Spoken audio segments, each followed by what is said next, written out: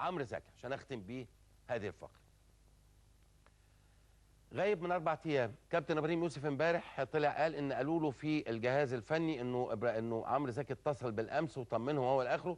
النهارده طلع الكابتن ابراهيم حسن قال انه عمرو زكي لم يتصل اطلاقا بينا وانه ما زال غايب. ممكن الكابتن ابراهيم حاول يخفف الضغوط على الولد علشان يديله يعني زي ما تقول ايه مخرج يقرب بيه من نادي الزمالك. امبارح الساعه 1:30 بالليل اتصل بيا عمرو زكي تليفونيا بعد حلقه مساء الانوار، واستمر الحوار بيننا لمده نصف ساعه كامله. مؤكد هو بيثق الحمد لله في راينا، وانا بحبه بشكل شخصي كشخص وكلاعب كبير، ما فيش شك في هذا.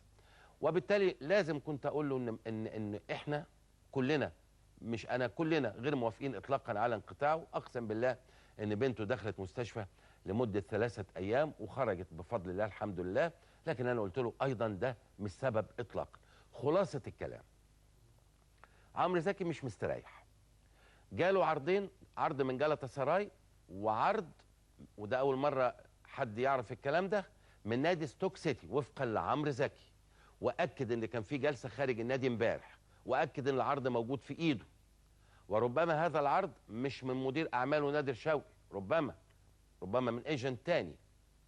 واكد ان هذا العرض من ستوك سيتي. على فكره ستوك سيتي في المركز العاشر في الدوري الانجليزي، وكسب من 3 ايام فولهام 1-0، وعايزينه لمده 5 شهور. ده الكلام على لسان عمرو زكي، واقسم بالله وقال يقولوا اوكي هنخلص. قيمه العرض كام يا عمرو؟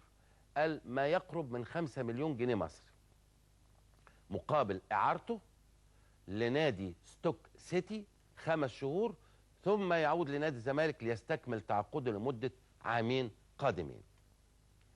ولد حالته النفسيه مش مظبوطه. على فكره كمان النهارده ميدو جاله عرضين من انجلترا، وبدا يفكر بجديه ربما يقبل العرضين في يناير، احد العرضين، وربما ينتظر نهايه الموسم. وقال انا هكمل الموسم، قال قبل كده للاعلام يعني. لكن الكلام في الخبر انه ربما يفكر انه يروح في يناير، ربما. لسه الصوره مش واضحه بالنسبه لميدو بنسبه 100%. لكن نرجع لعمرو زكي. هقول رايي المتواضع الذي لا قيمه له اطلاقا، لكن هو راي بقوله، وجهه نظري الشخصيه.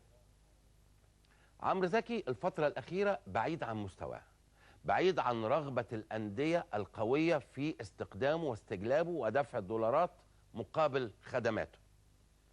اشوف ان الموافقه على اعارته 5 شهور بمثابه طعم، كانك ماسك سناره حاطط فيها طعم بترميه في الميه. الطعم ده هو ال5 شهور اللي يظهر فيهم مره تانية عمرو زكي في اجواء الدوري الانجليزي، وهو عنده اصرار رهيب على الابداع في انجلترا وتعويض ما فاته واثبات خطا وجهه نظر ستيبروس. لو ابدع وعمل شغل عالي رقمه هيعلى من هنا. ده الطعم، يعني انا بحط طعم عشان اجيب فلوس. لو ابدع في ال5 شهور دول هتلاقي رقم محترم جدا جاي فيه لنادي الزمالك.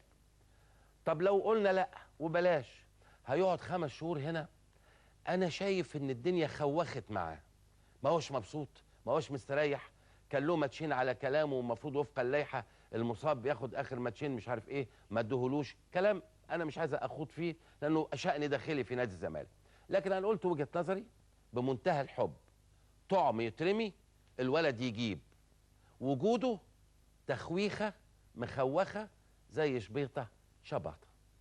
اذا مع الكابتن احمد حسن وحوار